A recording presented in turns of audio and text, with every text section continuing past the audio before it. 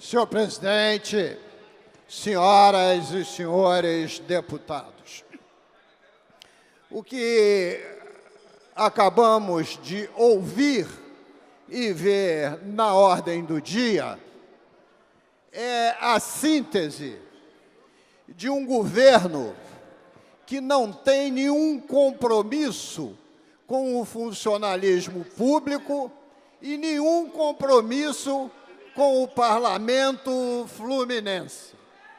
Porque, apesar do grande esforço produzido pelo parlamento fluminense no ano de 2015 para aumentar as receitas do Estado através de 2 dezenas de projetos de lei, este reconhecimento ao parlamento não existe.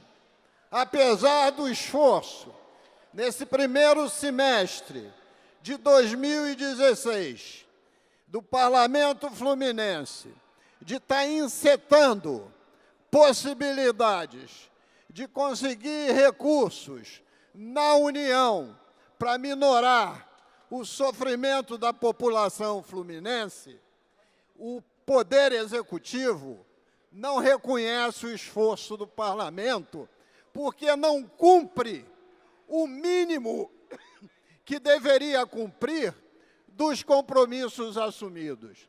Então, o que nós estamos vendo aqui, numa mera transposição de interstícios para a área da saúde do Corpo de Bombeiro, é um comportamento constante que o governo tem com o parlamento fluminense. E é inadmissível que esta casa não convoque o secretário-chefe da Defesa Civil, o comandante-geral do Corpo de Bombeiros e o chefe da Casa Civil para que preste contas ao parlamento e à corporação que eles comandam. Senhor presidente, eu queria dizer que a corporação militar, principalmente coronel, é para cumprir a lei e não descumprir a lei. Porque se um praça não cumprir a ordem do comando, vai para a cadeia. E o comando tem que dar o exemplo. E o Corpo de Bombeiros está descumprindo, inclusive, uma lei de autoria da deputada Lucinha e de minha coautoria, que manda fazer a cobrança via Secretaria de Fazenda da taxa de incêndio que estão atrasada para melhorar os cofres públicos. E até hoje a regulamentação não saiu, mostrando a inadimplência do comando do Corpo Bombeiro em passar os dados para a Secretaria de Fazenda. Então, senhor presidente, isso já passa a ser uma ação quanto mais,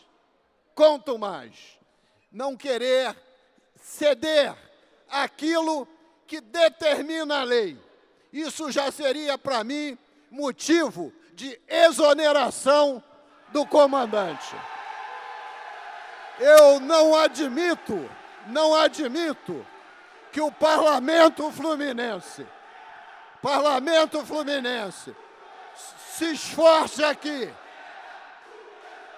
para produzir uma legislação para melhorar os cofres públicos e por corpo mole, por má vontade, por insubordinação, o comandante da corporação não contribua com a Secretaria de Fazenda para regulamentar a lei, como está fazendo, não cumprindo aquilo que a lei determina ao povo do Corpo Bombeiro da Saúde.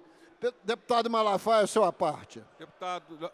Deputado Luiz Paulo, concordo integralmente com Vossa Excelência e tive avaliando, parece que o pessoal não entendeu, principalmente o presidente que estava aqui presidindo a sessão anterior, não entendeu o que eu falei.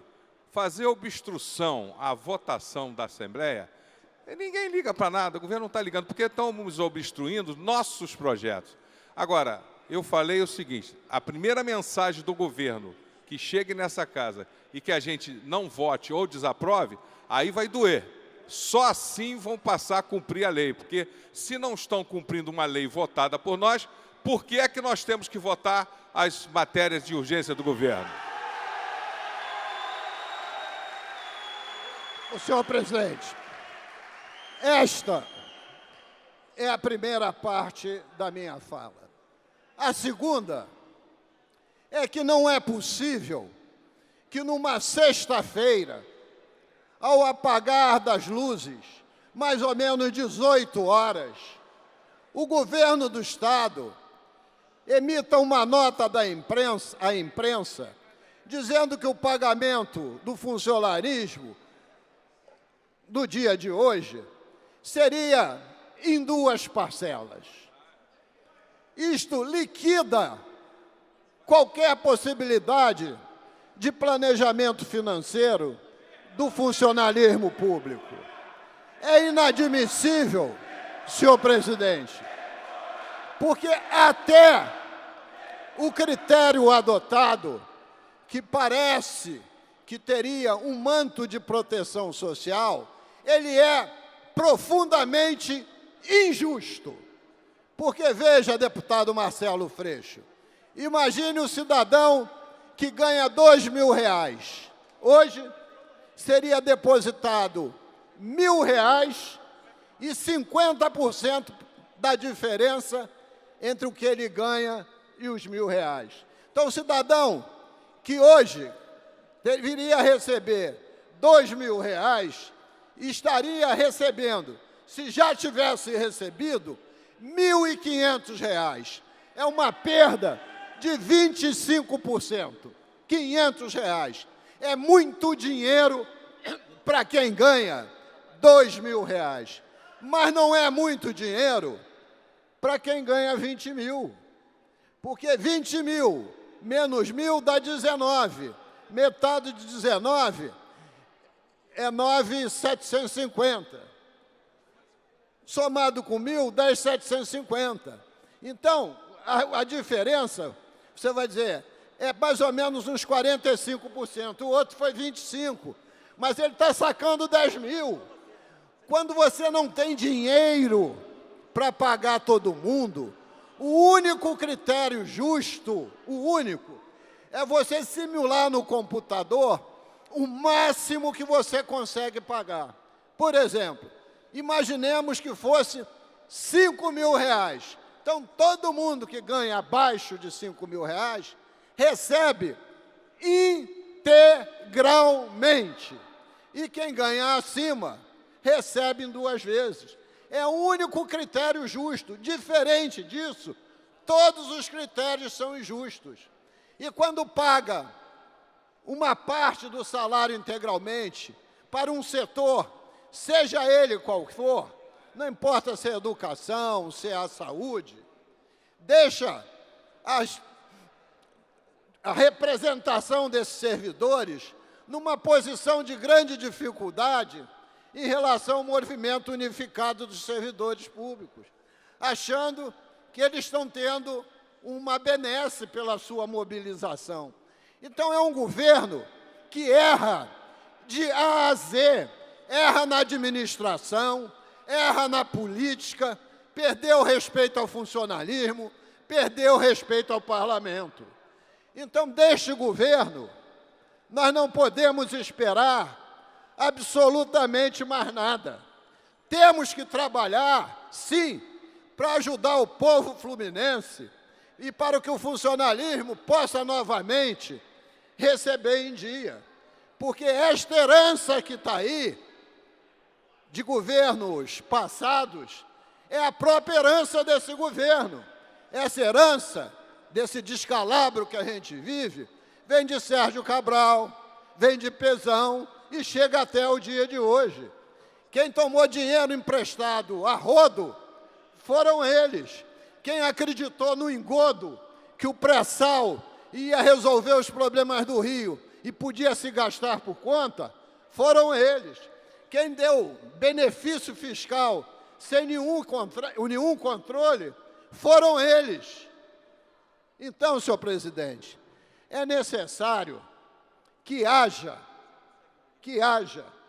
se não quer ter uma boa relação, mas que tenha pelo menos uma relação civilizada, que compromissos sejam honrados.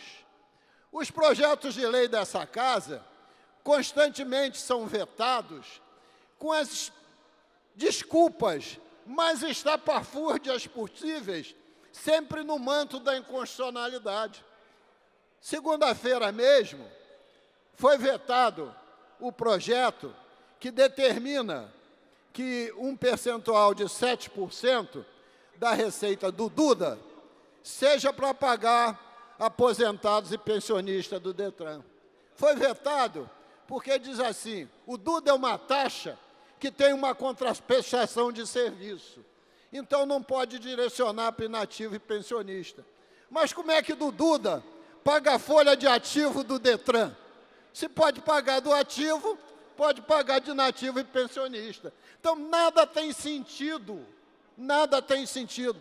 E quem é esse governo para falar de constitucionalidade, se eles rasgaram a Constituição e constantemente estão pedalando no sentido de descumprir a LRF. Para concluir, por favor. Deputado. Não estão cumprindo os mínimos constitucionais. Muito obrigado, senhor presidente, e peço desculpas aos senhores parlamentares de ter ultrapassado o meu tempo, mas não serei vigilante nos 10 minutos do deputado Marcelo Freixo.